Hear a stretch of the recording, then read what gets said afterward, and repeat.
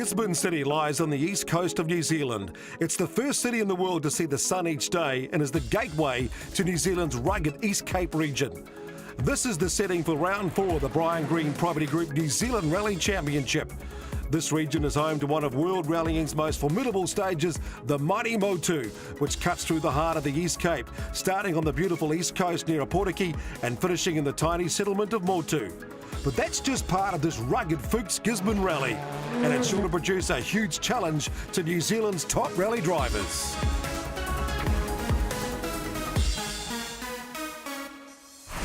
"2015 has been a season of full-on action in the Brian Green Property Group New Zealand Rally Championship. Ken Block arrived in New Zealand and created a storm with his Focus Hybrid Function Hoon vehicle. He led the way at Rally Whangarei, winning 12 of the 16 stages. Kiwi drivers Ben Hunt, David Holder put up a brave challenge, but Holder's rally came to a crashing end early on day 2. Hunt survived to take second place as the championship headed south to Dunedin, and a welcome return to New Zealand's WRC star, Hayden Paddon. Block was the early leader until a fuel issue stopped his car on stage 4. Hunt took over and looked dominant on the stages, but early on day 2 he punctured, lost the lead to Phil Campbell, who had made consistent pace through the 2 days. But Hayden Paddon had put in some incredible times in historic class Escort BDA. He charged over the last 3 stages to take an historic win and the outright rally title, just showing how skilled the WRC star has become. Round 3 at Canterbury started with night stages. This time Hunt drove a faultless round, clearing away with a 1-minute advantage overnight, which he extended to a rally win in the daylight stages.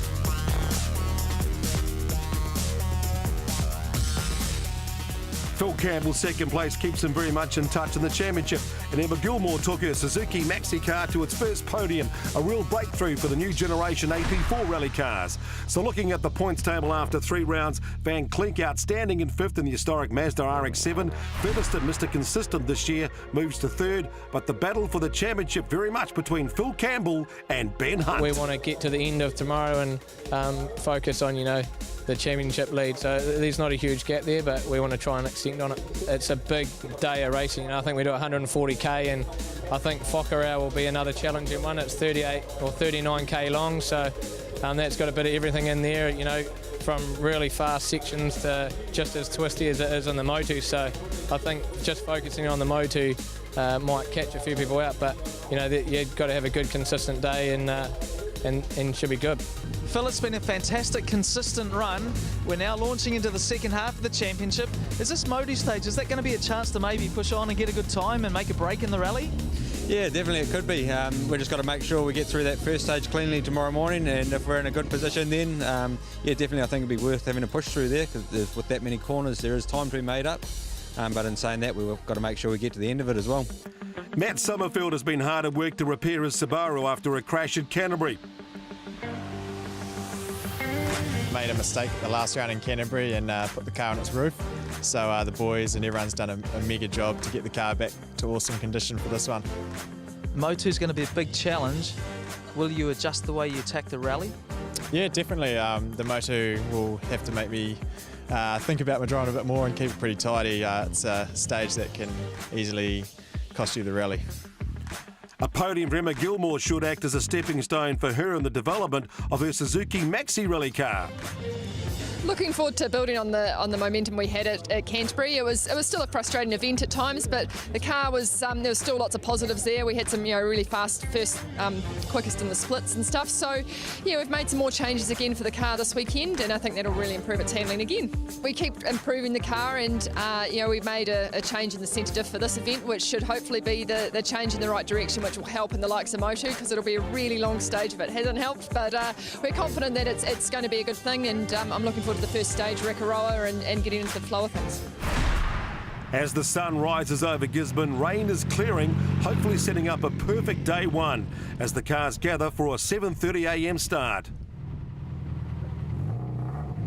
Ben Hunt first on the road, so as he leaves the city, let's check out the B&T stage preview on this Fuchs Rally of Gisborne. Rokaroa is one of the 3 famous New Zealand rally stages to be used on the rally. The stage starts with a climb through farmland to a steep ridge with spectacular drops. The stage tightens and the surface softens to a difficult section which will catch out a few. Through the Wharekopai intersection, the stage speeds up at the end with a long straight which will see maximum speed over the finish line. And the name Rokaroa brings back some great memories of Subaru drivers for the WRC, McRae, Burns and Bourne, gone but not forgotten. And Ben Hunt in the Winger Subaru enters the stage. He's ready to write a new rally history here perhaps. Rally expert Glenn Inkster joins us now, and Glenn, this stage has lost none of its challenge for these top drivers. It certainly is a very technical stage. And there's a split time there, 7:10.8, so that's a good start. Just take a look at those drops, so you want to get the notes right. That's huge drops from the road. Back on the start line of the Fuchs Rally Gisborne, Phil Campbell in the Let's Mitsubishi Evo 9. The big question here, can he challenge the Subarus, which have been so good in that tight, twisty stuff? The Subarus have always been known for handling exceptionally well. Mitsu's more of a power car, but Phil's going to really have to push on and try and do a good time.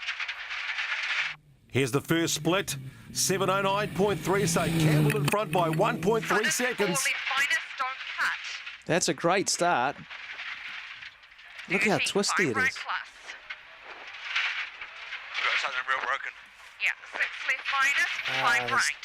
That's disappointing. Back to Ben Hunt, first in the stage. Let's see what his time will be. The stage record set back in 2003 by Jeff Argyle, 16.55. Cut 5 right plus. There's only a few K left. 5K to go. Yeah, I've got no brake pedal. Yeah, believe 6 left plus 50. You just heard Ben say no brake pedal. A long stage, the fluid's probably got a bit hot. The pedal will be soft and going to the floor. He's still got some brakes, but they're not working as well as they should. So a real challenge this stage as always in Rally Gisborne. Stage time 17:10.6. So the question is now, can Phil Campbell make up the time that he lost? Far to the finish. Not far. 8 right, through finish, 250. That's full revs in top gear. That's 200 plus kilometres an hour. But he's 24.7 down on Hunt. Well, that's disappointing. Yeah, we were going real good at the start of the stage, eh? You're going so fast. Third of the championship so far, Graham Featherston rewarded with third on the road here. But still 38 seconds slower through the stage than Hunt. Looks like it's still Subaru country. Next on the road, Lance Williams and co-driver Raymond Crunch Bennett. Crunch, a veteran of these stages. In fact, he was with Jeff Argyle when they set that record back in 2003. Short 7 right minus into a 7 left minus. Crunch has just been around for so long and he's got so much experience. He's done a very good job of bringing Lance along at the right speed. Split time 7:25.6, so a bit off the pace. They have gone out on super soft tyres though, so it's just going to take him a little bit of time to get used to that. It's different to what he's used to, so he's just finding the grip levels. 41 seconds slower than Hunt, Lance. Bit of work to do. Matt Summerfield looking forward to getting out on the stages after that big crash on stage 2 of Canterbury. And it was so early on in that rally. He's lacked some stage miles in Canterbury, and of course he had an engine problem in Otago. So all the other drivers have completed a lot of the stages. Matt just really needs to get some stage miles because he's doing a very good job. 3 right over crest. 17 seconds down in the split, so a cautious start for Matt. That's expected, having had a crash last time out. It's always going to take a few stages just to get your rhythm back. And of course, confidence. Emma Gilmore next up, and alongside her, Anthony McLaughlin, very experienced Australian co-driver. That's his job. He's a full-time professional co-driver, so he goes all the way around the world co-driving for different rally drivers, and of course that's going to bring a lot of experience inside that car. Split time 17.19.5, third fastest so far. She talked about making some changes to the setup of the diff. It certainly looks like it's working. Down to the line, 17.34.3, that's second fastest for Emma Gilmore. Right, Andrew Hawkswood in the second of the AP4 cars, the Mazda 2. Change of co-driver for him today, partnered by Malcolm Peden. On top of it. You got the camera on? Yep. We talked about Anthony McLaughlin being full-time professional. Well, Mal might not be full-time professional, but he certainly does a lot of rallies in this country. 4-8. Whoa. Oh, sounds like this stage is proving very slippery for the drivers. Look at that. Hawkswood all over the place. It doesn't get a bigger moment than that without going off. 17:49, so 39 seconds down on Hunt. Dylan Turner back on the stages after missing round 3. He made the trip from Auckland overnight to get to the start, so not surprising, he was just 9th fastest.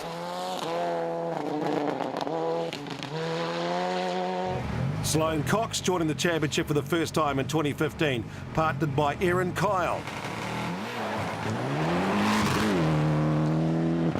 Well, Sloane did Repco Race to the Sky earlier this year in a hill climb special, a lot lighter and a lot more power, so it's going to take him some time to gel with Aaron Kyle, to also get used to a rally car again.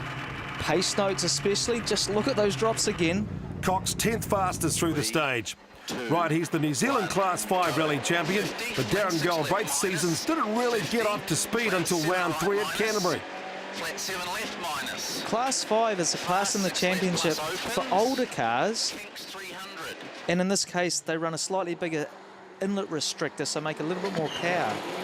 But he's certainly doing a good job with his old car. Flat 6 left, flat 7 right 100. 4th fastest for Galbraith on stage 1, so a positive start to the day. He also easily leads the Class 5 division here. Right minus opens hug. With the speed he showed at Canterbury and the speed he's got on the stage here, he's really showing he is up for the full championship. We haven't seen the Mitsubishi WRC Proto of Clint Cunningham since round 1 at Whangarei, but he was back and 11th fastest through this stage. Well, he's certainly got a good co-driver. Goldie in the co-driver's seat, I used to rally with him for a lot of years, and he does a very good job. So after one 25-kilometre stage, Hunt has a 23-point-second lead over Gilmore and Campbell. The questions remain about the damage to Campbell's transmission as they head to the village at Mudify for service. With rallying, there's so many things to get right. Ben's done a very good stage time in stage 1, but here we are at service. The underground is very, very soft. The jack doesn't quite have enough lift in it, and normally they'd be putting the car up onto the jack stands, but it just won't reach, so they're going to have to do a little bit of improvisation, do the basic spanner checks, but obviously they can't get right underneath the car because it's just not safe to do so. Can we prize that out again, please? But lots of work going on under Phil Campbell's car as the team investigate a possible diff issue. Emma, it's a beautiful sunny day here in Matawai, and what a great start to the rally for you. Yeah, that first stage was pretty slippery. We sort of took off and I was like, holy shit, there was just no grip, and you went into the first couple of corners. But obviously it's sort of the same for everyone, and I think because it was just such a slick surface, there's no gravel on it at all, so it made it really slippery. But a lot of drivers are now apprehensive about what lies ahead, the Motu. It was bad enough yesterday in the recce car, so we're just going to try and get through there, and just manage our pace through there. There's places where you can push, but probably not worth it, Just try and get to the end. Phil, the rest of the field is working its way around to the start of the Motu, but not you. Nah, unfortunately the problem we had in the previous stage, something's gone wrong inside the front diff, so we've got no drive to the front left-hand wheel. So we've made the call to not go out into the Motu. It's probably going to do more damage to the gearbox, and the car's not very easy to drive at the moment, and we don't want to risk having a crash in there, so decided to pull the pin, unfortunately. With technology these days, the rally drivers and co-drivers get so used to having information at their fingertips, just as soon as they finish the stages, they can find out how well they've done, if they've been up at the splits or down at the splits. Here at Matawai, it's just a little bit different. There's absolutely no cell phone coverage at all, and we're having to resort to that old-fashioned phone box just to find out who's doing what in this rally. Yes, technology is great when it works, but coming up, who will be the master of the Motu in 2015?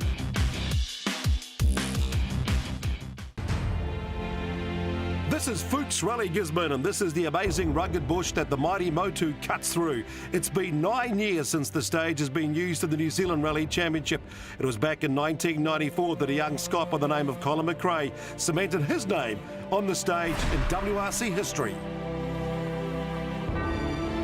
the mighty Motu stage. 44.80 kilometres, the longest stage in the World Rally Championships and one of the toughest. The Mind Bender, the car breaker. And Colin McRae had won 8 out of the 13 stages so far. He was set for another great drive.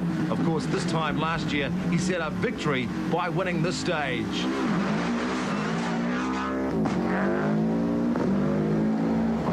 And once again, some sensational McRae magic gave him a brilliant time through the stage.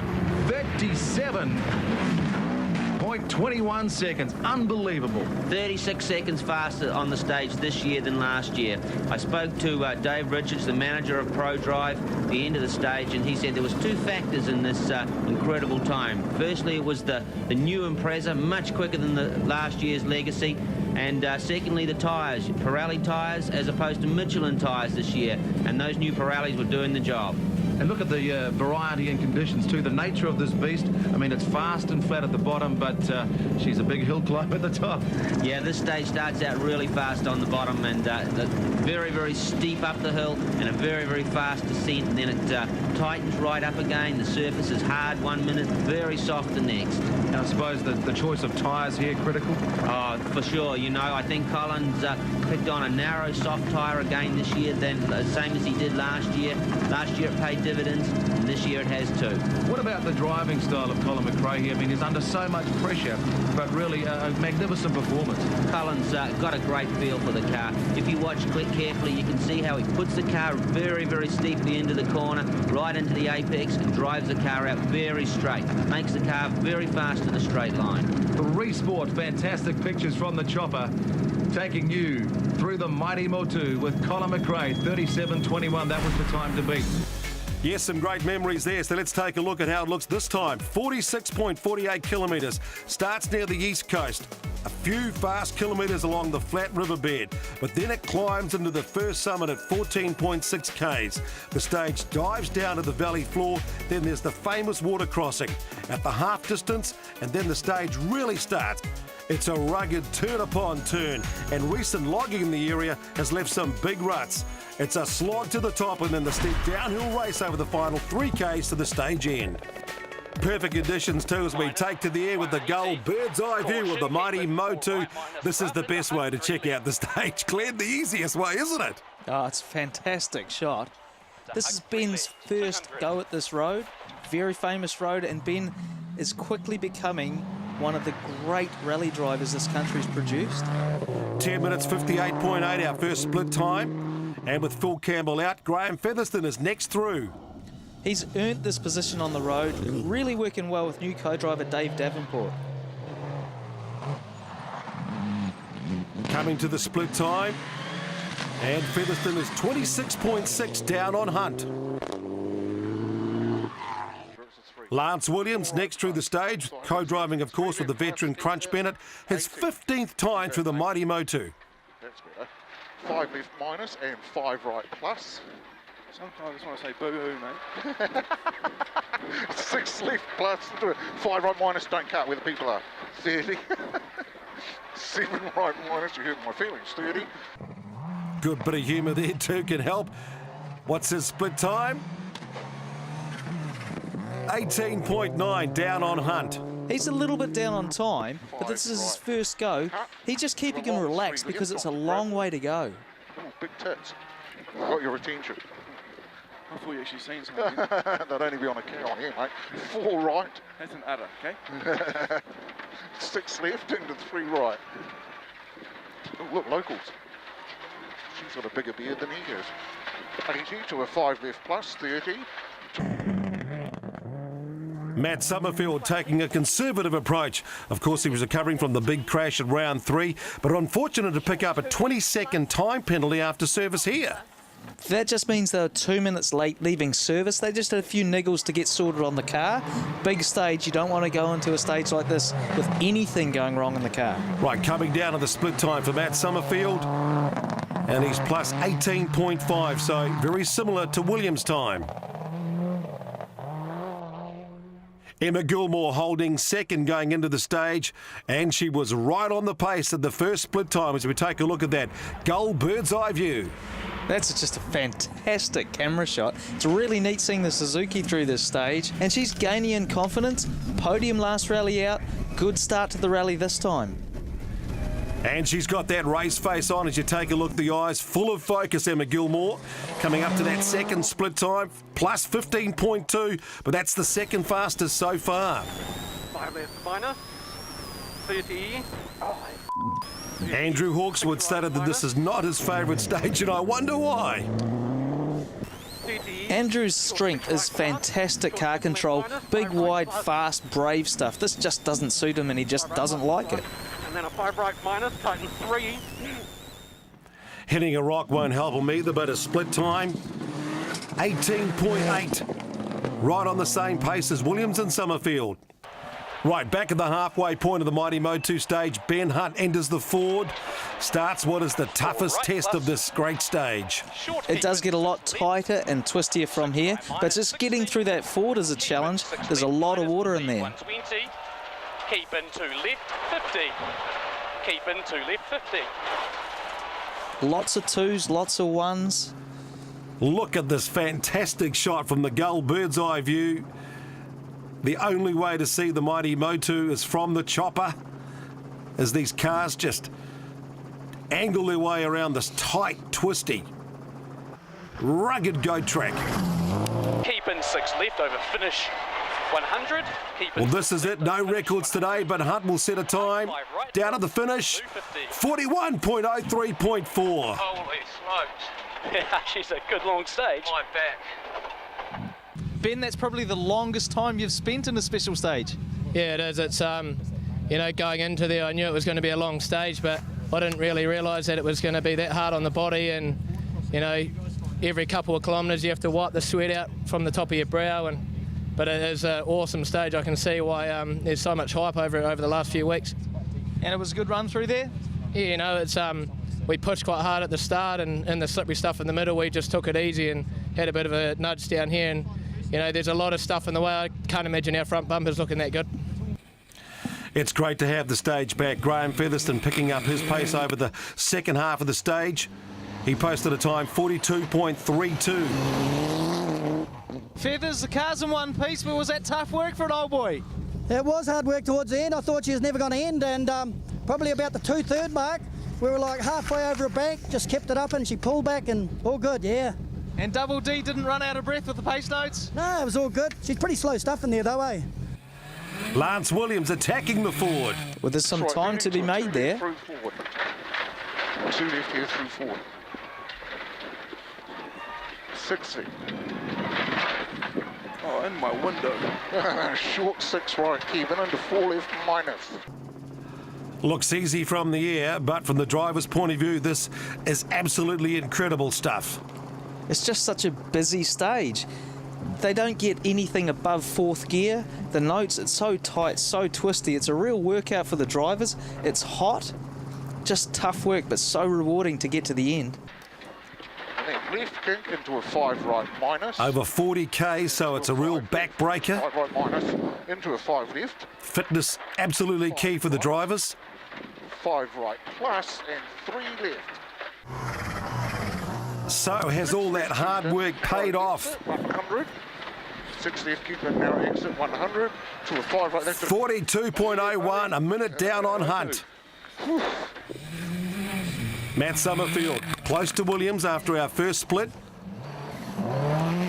And this stage is just so long. They're in the cars for over 40 minutes.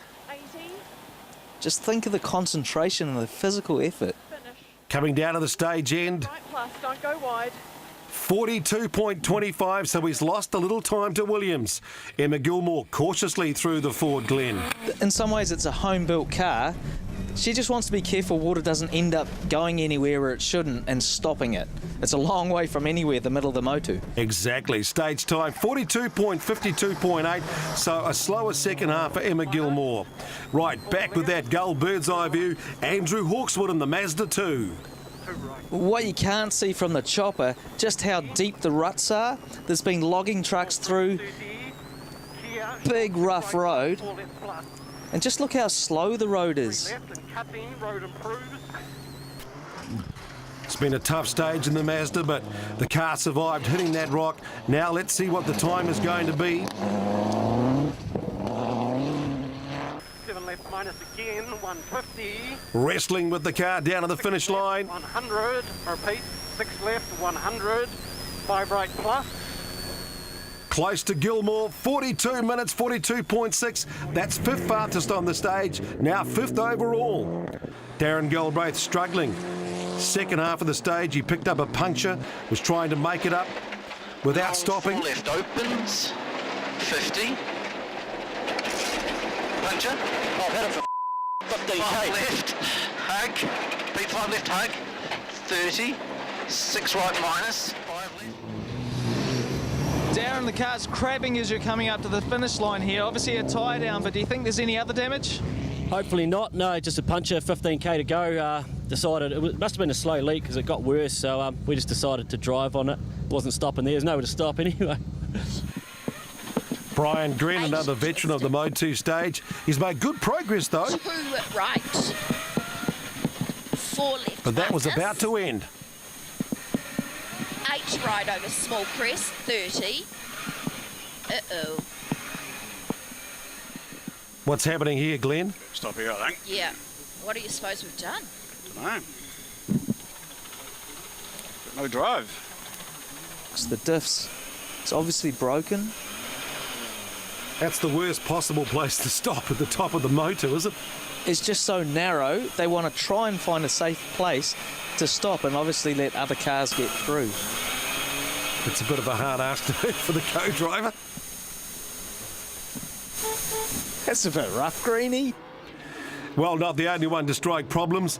Dylan Turner was fastest in the first split on the stage, but then he broke a drive shaft and slowed before the Ford. Sloane Cox next on the stage, and it's not long before he catches and passes Turner. And that was just the beginning of Turner's problems.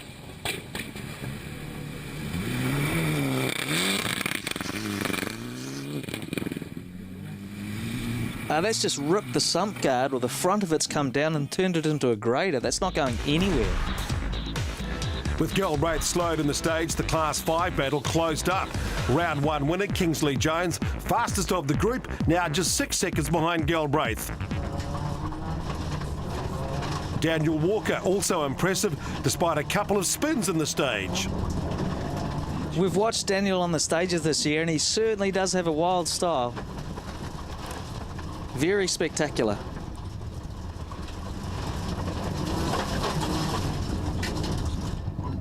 Just a little too spectacular that time, though. Matt Jensen in the Eco Light Evo also impressed here. Never been on the stage before, but he was second in the class, 2.1 down on Jones. Here's a man living his dream. Clint Cunningham grew up watching the WRC. Now he's driving his proto WRC Mitsubishi on the Motu.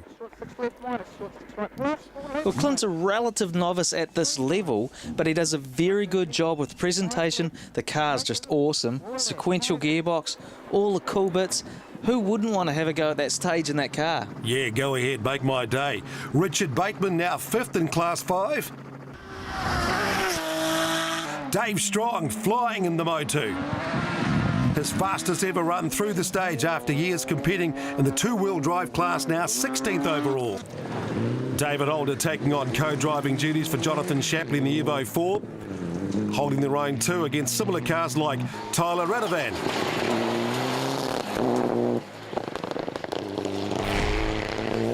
Max Bailey started the day with no limited slip diff. Not ideal in these conditions, yet he was pushing hard. But Marcus Van Klink really controlling his historic and the 2-wheel drive battle. Outstanding 10th outright of the stage. Regan Ross had entered 2-wheel drive after a slow start on stage 1. He was now 3rd in the 2-wheel drive class. Anthony Jones from Wales, just another 6 seconds back in the battle of the escorts. But don't discount former champ Brian Stokes, another veteran of the Motu stage. It may be the smallest car in the field, but Justin Glavish showing his heels to more than a few competitors. 7 right, Glavish very close on both stages to the historic RX3 of Andy Martin. Andy's a relative newcomer to rallying, and Justin Glavish, he drives that Starlet faster than anyone in the world could. A real giant-killing performance by the start. 60, 6 left plus. So after the Motu, just 2 casualties, incredibly, Campbell and Turner. But one clear winner, Ben Hunt now 1 minute 38 clear of Williams, Featherston and Gilmore. Darren Galbraith dropping to 8th, Jones just 6.8 behind. Van Klink leads two-wheel drive.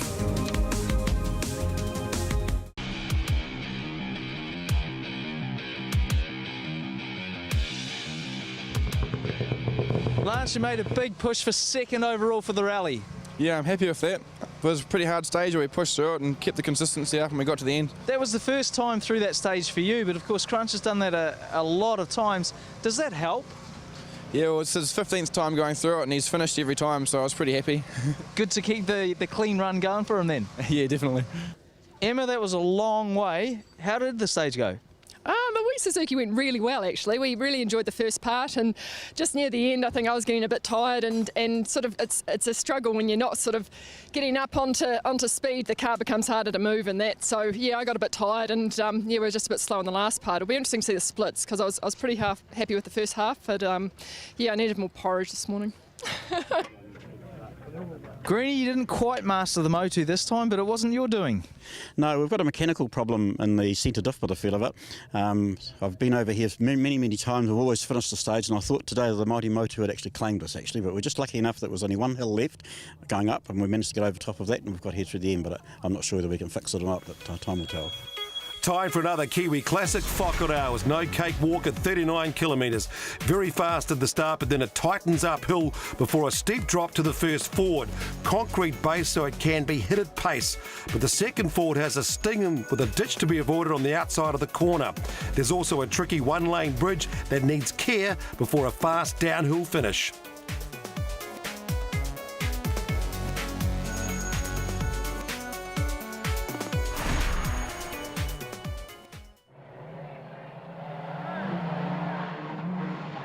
And wow, take a look at the pace of Ben Hunt on the stage. He's certainly not backing off. Keep in long 4, right minus. The drivers often say this stage is the really good one to enjoy. Oh, look at that pig. Where's the shotgun when you want it? Piggy. 4, 5 left. They really like getting into this one after the tight and twisty Motu.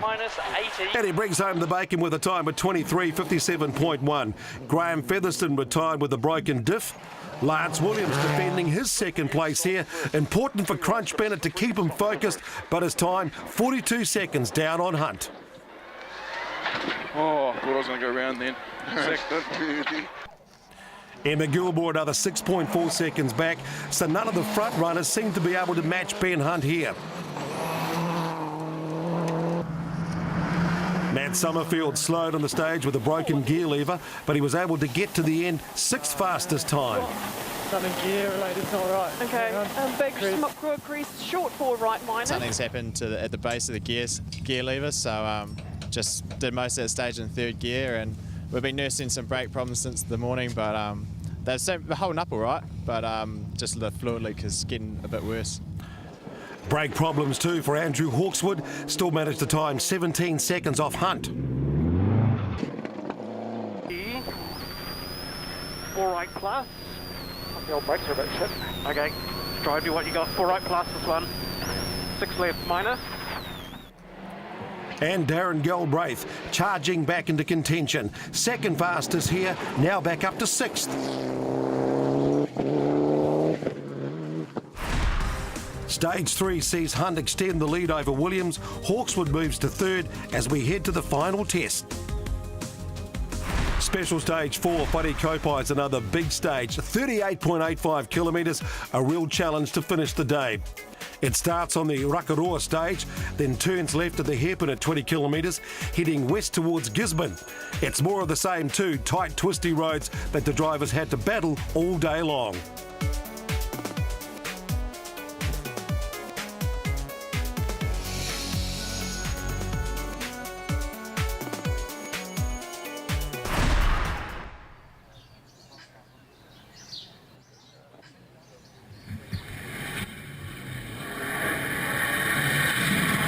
In the morning, this road had been very slippery, but now dry. It's nicely swept.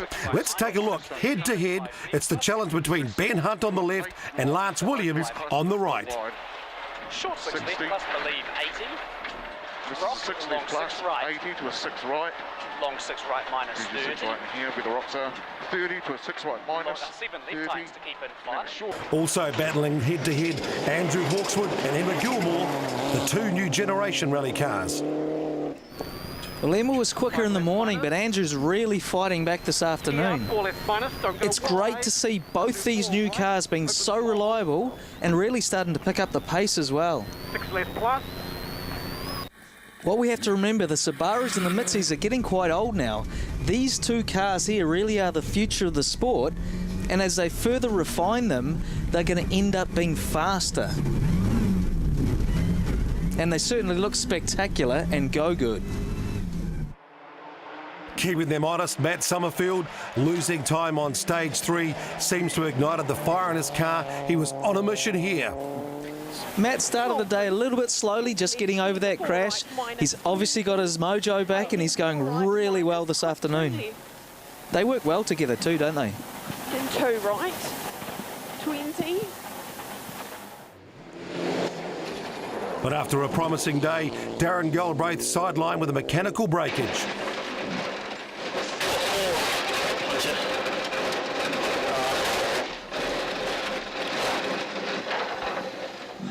Well, we come down over a bit of a jump there, and as we've landed, the wheels parted company with the car.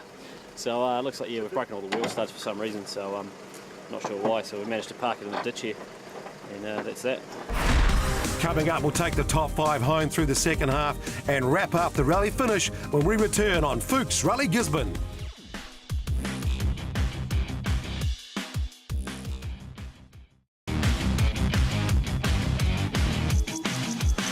Welcome back. Before the battle for the top 5, let's check out the finishes at Fuchs Rally Gisborne.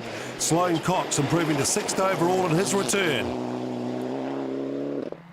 Dan Walker finished 2nd in Class 5, but rolled late in the stage, but still made it to the finish in a bit of a beat-up condition. That meant Kingsley and Waverley Jones scored their 2nd Class 5 win for the season in the Denture Clinic Evo 7.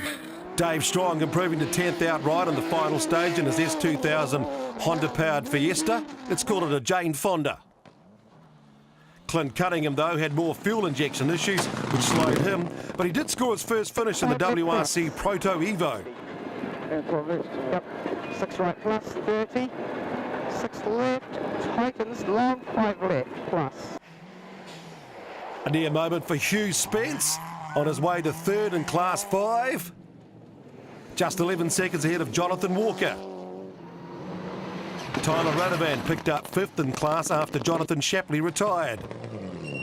Brian Green losing 17 minutes of that Motu service, but he made it home. As did Simon Bell in his tribute to Colin McRae's WRC from 1993. Championship rookie Brindley Smith also scoring his first finish. The two-wheel drive battle went to Marcus van Klink. The Mazda power just too much for the competition. Despite no limited slip diff, Max Bailey actually closed to within 3 seconds of Van Klink in 2nd. Regan Ross another 2 minutes back in 3rd. Anthony Jones out of the rally with a fuel issue again. So Brian Stokes, 4th in the two-wheel drive class and 2nd in the Historics. Justin Glavish, 17th with honours for the small car class and holding out his day-long battle with Andy Martin. In a rally, you are in your classes, but ultimately you compete against everyone and against the clock. It's neat to find someone to have a day-long battle with, and it doesn't matter what class they're in. And Andy's had a great day-long battle with Justin Glavish in the little Toyota Starlet. Completely different cars, generate their speed completely differently, but so close on these stages.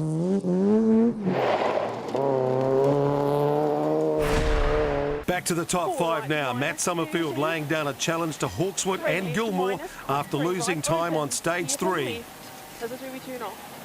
Well, what a comeback from Matt. Lost some time in the morning, but really charged through these afternoon stages. And with such a long stage for the last stage, he might just find himself on the podium.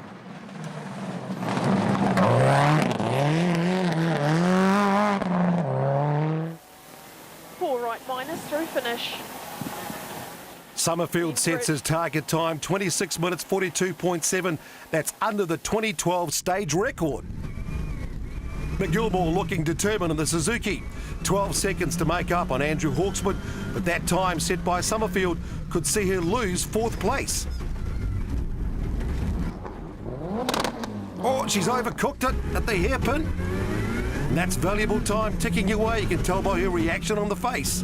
It's not a lot of time, but every little second counts. Question is, how much will it cost her?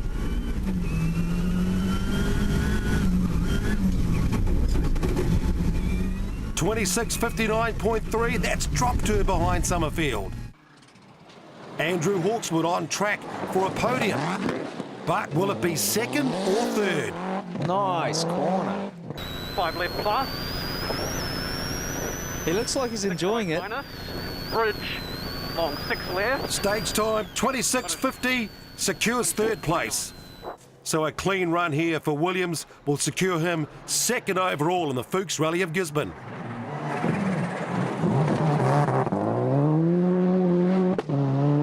Well, no jokes now from Crunch. They've fought back from a slow start. Amazing 2nd overall for the rally. Then over bridge into a long 6 left, that's it. 26.53.1, that keeps him 9.4 seconds ahead of Hawkswood. So a close battle between 5th and 6th places, but a clear winner again.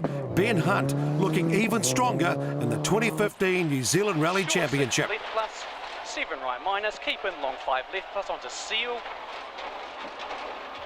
Caution, 6 right over finish. Alright. You're not feeling good? Oh, not really. You should have driven. So confirming Ben Hunt, winner of Rally Gisborne from Williams, Hawkswood and Summerfield. Kingsley, Waverley, twice you've entered the Class 5 section of the NZRC and twice you've won it. Yeah, it's not a bad achievement. We're pretty happy. We're very lucky today that Darren had a misfortune in the last stage. He pretty much had it in the bag. I told him before the start, it's all yours to have, and he threw it away, so we're absolutely wrapped. Lance, 2nd overall, you just held out off Andrew Hawkswood. Great run in that last stage. Yeah, we were just trying to keep in 2nd, trying to hold him off, and we did so in the last stage. We were trying quite hard and had a few moments, but all part of rallying, so we're happy. You're really starting to find some good consistent speed as well. Yeah, definitely. It's mainly just at the end of an event, but I'm trying to work on my event starting at the start of events, so we'll see how I go. Ben, another commanding rally when this championship's starting to look pretty good. Yeah, it is. It's I think that's probably the hardest day of racing I've actually ever done. Even though it was only 4 stages, it was 4 massive stages, and the body's feeling it now, and had a bit of a migraine at the end of that one, so it must have been concentrating pretty hard. And it is a long way. Like other rallies have more stages, but they're short, sharp. These have been big hauls. Every stage has had massive kilometres. Yeah, it's been huge. The smallest stage we did was 25k, and all the others were in the high 30s and 40s. So it was an enjoyable weekend. The Gisborne turned it on with its weather, and really looking forward to Coromandel now.